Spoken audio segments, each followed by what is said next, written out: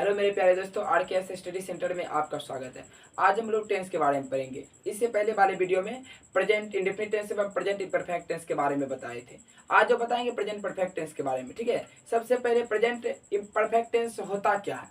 देखिए, present perfect tense जो होता है, यह जो होते हैं ना पास्ट टेंस में, ठीक है, पास्ट टेंस में शुरू होते हैं परंतु प्रेजेंट टेंस को दर्शाता है।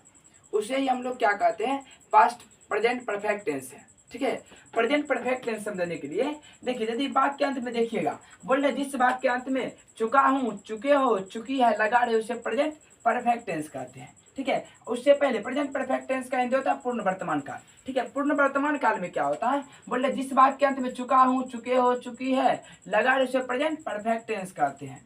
ठीक है, समझ गए। उसके बाद देखिए, जैसे इसका एग्जाम्पल देंगे, इसका एग्जाम्पल में क्या देंगे, जैसे देखिए, मैं सो चुका हूँ। ठीक है, मैं सो चुका हूँ, यह एग्जाम्पल देंगे। दूसरा एग्जाम्पल क्या देंगे, हम लोग खा चुके हैं, हम लोग खा चुके हैं। देखिए, वाक्य के अंत में चुके हैं, चुका हूँ, चुके हैं लगा देते हैं, तो उसी को बोलते हैं प्रेजेंट परफेक्ट टेंस। ठीक है, उसके बाद क्या पढ़ेंगे इसमें, देखिए ये तो समझ गए, इसका एग्जाम्पल होता है। ठीक है, उसके बाद इसमें बनाने के लिए बताएंगे जो कैसे इसको बना सकते हैं। ठीक है, उससे पहले क्या करेंगे, इसका सेंटेंस के बारे में पढ़ेंगे। इसमें 4 सेंटेंस के बारे में पढ़ेंगे। पहला होता है अफर्मेटिव सेंटेंस, दूसरा होता है नेगेटिव सेंटेंस, तीसरा होता है इंट्रोगेटिव सेंटेंस, चौथा WH इंट्रोगेटिव सेंटेंस। सबसे पहले अफर्मेटिव सेंटेंस के बारे में पढ़ेंगे। अफर्मेटिव,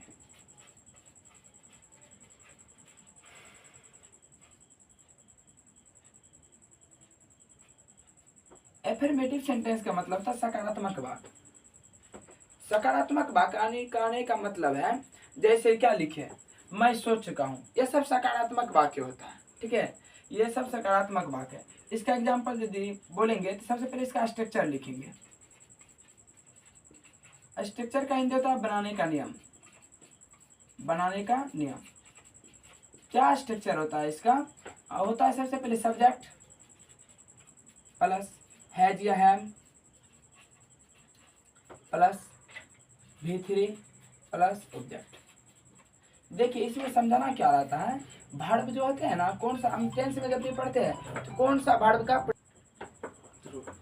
एफर्मेटिव सेंटेंस में क्या होता है, इसका स्ट्रक्चर यदि बोलेंगे तो बोलेंगे सब्जेक्ट प्लस हैज या है प्लस V3 प्लस ऑब्जेक्ट। यह क्या है, सब्जेक्ट क्या होता है, देखिए सब्जेक्ट जो होते हैं ना कर्ता होते हैं। ठीक है, सब्जेक्ट का हिंदी होते हैं कर्ता। उसके बाद है हैज या हैव। हैज या हैव का प्रयोग जो होते हैं यह सेंटेंस के हिसाब से होते हैं। ठीक है, उससे पहले देखिए सिंगुलर नंबर थर्ड पर्सन में जो होते हैं हैज का प्रयोग होते हैं, नहीं तो सभी में हैव का प्रयोग होते हैं। उसके बाद V3 वर्ब जो होते हैं ना, याद रखिएगा जब भी टेंस में वर्ब पढ़ते हैं सिर्फ मेन वर्ब का प्रयोग होता है, हेल्पिंग वर्ब का प्रयोग नहीं होता। ठीक है, ये सब मेन वर्ब है। उसके बाद है ऑब्जेक्ट। ऑब्जेक्ट का हिंदी होता है कर्म। ये जो है V3, इसको बोल सकते हैं क्या, क्रिया का तीसरा रूप। क्रिया का तीसरा, यह क्रिया का तीसरा रूप है। उसके बाद हैज या हैव क्या दर्शाता है, यह जो है ना प्रेजेंट परफेक्ट टेंस है। प्रेजेंट परफेक्ट टेंस में ही हैज या हैव का प्रयोग होता है। देखिए, जैसे एक एग्जांपल लिए हैं, जैसे मैं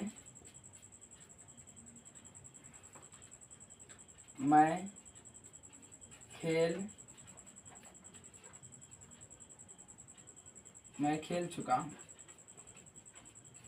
देखिए, सबसे पहले वाक्य को पढ़ेंगे। वाक्य क्या बोल रहे हैं, मैं खेल चुका हूं।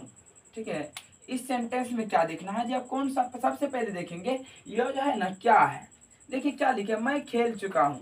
सबसे पहले आ चुका हूं। जब भी वाक्य के अंत में चुका हूं रहते हैं तो उसको बोलते हैं कौन सा टेंस है, प्रेजेंट परफेक्ट टेंस। तो इसको लिखेंगे present perfect tense.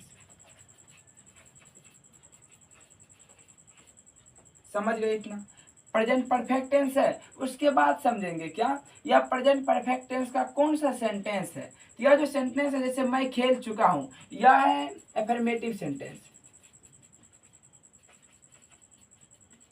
Affirmative sentence देखिए इतना जब समझ गए या प्रेजेंट परफेक्ट टेंस है, अफर्मेटिव सेंटेंस है, तो इसका स्ट्रक्चर भी समझ गए। बनाते हैं इसको कैसे। सबसे पहले देखिए इसका स्ट्रक्चर क्या होता है। सब्जेक्ट प्लस हैज या है प्लस V3 प्लस सब्जेक्ट। इसमें सब्जेक्ट क्या है हम बताए इससे पहले वाले वीडियो में। सब्जेक्ट जो होते हैं ना, जैसे मैं हो गया, हम लोग हो गए, वे लोग हो गए, तुम हो गए, तुम लोग हो गए, आप हो गए, आप लोग हो गए, ये सब सब्जेक्ट होता है। याद रखिएगा शुरू वाला हमेशा सब्जेक्ट होता है। अफर्मेटिव सेंटेंस एवं निगेटिव सेंटेंस, ये दोनों में। WH इंट्रोगेटिव सेंटेंस में भी शुरू वाला होते हैं, वो सब्जेक्ट होता है। लेकिन इंट्रोगेटिव सेंटेंस में शुरू वाला सब्जेक्ट नहीं होता है, क्या कि वो दर्शाता है इंट्रोगेटिव सेंटेंस को, यानी कि सब्जेक्ट है। उसके बाद खेलना। खेलते हैं अपने लोग तो उसमें काम करते हैं। काम करते हैं, जब भी काम का बात होते हैं तो उसको बोलते हैं क्रिया यानी भर्ब। ठीक है, ये भर्ब है। भर्ब यह क्या दर्शाता है, चुका हूं, यह दर्शाता है क्या, जो प्रेजेंट परफेक्ट टेंस है। जब यह दर्शा रहा है कि प्रेजेंट परफेक्ट टेंस है, उसका अफर्मेटिव सेंटेंस है, तो इसको बनाने का तरीका क्या है। सबसे पहले देखिए बनाने का तरीका, जब अफर्मेटिव सेंटेंस रहता है उसको बनाते सबसे पहले सब्जेक्ट को लिखते हैं। सब्जेक्ट क्या है, मैं के इंग्लिश होता है आई। उसके बाद बोलना प्लस हैज या है। देखिए आई के साथ हमेशा हैव का प्रयोग होता है, याद रखिएगा। आई के साथ हमेशा किसका प्रयोग, हैव का प्रयोग होता है, आई हैव। उसके बाद देखिए बोल रहा है V3 यानी वर्ब जो है, वर्ब क्या है, वर्ब है खेलना। खेल का होता है प्ले।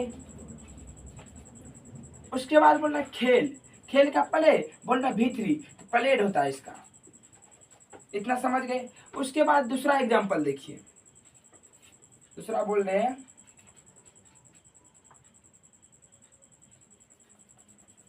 वह नाश्ता कर चुकी है। अगला बोल रहे वो नाश्ता कर चुकी है। देखिए सबसे पहले यह देखेंगे कौन सा टेंस है। यह देखिए हम बताए ऊपर वाले में, यह प्रेजेंट परफेक्ट टेंस है कि चुकी है अंत में। जब भी बात के अंत में चुकी रहती है तो उसको बोलते हैं क्या, प्रेजेंट परफेक्ट टेंस है। सेंटेंस के बाद अंत में क्या है, चुकी है। उसके बाद देखिए या देखेंगे कौन सा सेंटेंस है, बोले वो नाश्ता कर चुकी है, सकारात्मक वाक्य है। जब भी सकारात्मक वाक्य होता है उसे अफर्मेटिव सेंटेंस बोलते हैं। शुरू वाला होते हैं सब्जेक्ट। देखिए यह सब्जेक्ट है। ये नाश्ता क्या है, नाश्ता कर चुकी है। नाश्ता कर चुके, करना जो होते हैं ना वर्ब होते हैं या ऑब्जेक्ट होते हैं, या जो दर्शाते हैं, या दर्शाते हैं प्रेजेंट परफेक्ट टेंस है। इसको जो बनाएंगे सबसे पहले देखिए सब्जेक्ट लिखते हैं। क्या लिखे, वो नाश्ता कर चुकी है यानी एक स्त्री के लिए बोल रहे हैं। चुकी है तो स्त्री के लिए, चुका होगा तो बोलेंगे पुरुष के लिए। जब भी स्त्री के लिए बोलते हैं तो वह का इंग्लिश देते हैं सी। ठीक है, सी के साथ हमेशा हैज का प्रयोग होता है, याद रखिएगा। सी के साथ हमेशा किसका प्रयोग, हैज का। क्या कि सी जो है ना सिंगुलर नंबर थर्ड पर्सन है, हमेशा सिंगुलर नंबर थर्ड पर्सन में हैज का प्रयोग होता है। सी हैज। हाँ, उसके बाद है कर भोजन नाश्ता करना, टेकन ब्रेकफास्ट। कोई दिक्कत नहीं। तो इतने समझ। चलिए आज को वीडियो को यहीं पे समाप्त करते हैं। तो आप लोग यदि सब्सक्राइब नहीं किया तो सब्सक्राइब कर दीजिए, जिससे सर जी भी खुश हो जाएगा, आप लोग भी खुश रहिएगा।